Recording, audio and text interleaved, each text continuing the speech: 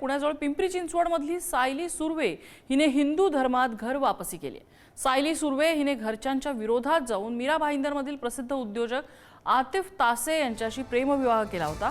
तिला 4 मुलं सुद्धा आहेत आणि नंतर सतत आपला छळ केला गेला आणि धर्मांतर केलं गेल्याचा आरोप सायलीने केलेला आहे। तसंच याबाबत अनेक वेळा पोलिसांकडे तक्रार केली होती, मात्र त्यांच्याकडून प्रतिसाद मिळाला नसल्याचा आरोप सायलीने केलाय।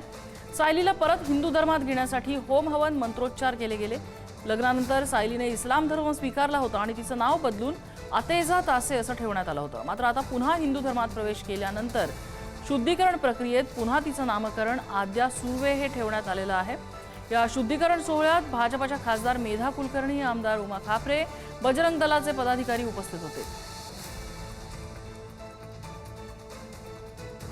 मी स्वतः तो निर्णय घेतलेला, तो निर्णय चुकीचा होता हे मला आज कळलं। 10 वर्षात कळत आलं, पण आज मी फायनली ही स्टेप घेतली आहे माझ्या मुलांसाठी, माझ्या पुढच्या चांगल्या आयुष्यासाठी। इतरांच्या बोलण्यावर जाऊन किंवा त्यांच्या प्रोपगँडामध्ये फसून कुठचेही निर्णय घेऊ नये।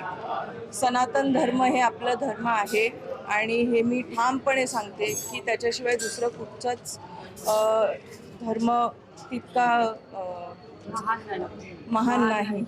कोकणामधल्या अतिशय सभ्य सुसंस्कृत अशा घरातली ही एक युवती की जिला फसवून नेलं गेलं, तिच्याशी लग्न लावलं गेलं, अतिशय अंधारामध्ये ठेवून त्याच्यानंतर तिचा जो झालेला छळ आहे ते सगळं असह्य होऊन ती घरी परत आली, माहेरी परत आली आणि परत आल्यानंतर विविध संस्था संघटना यांच्या माध्यमातून तिला दिशा मिळाली।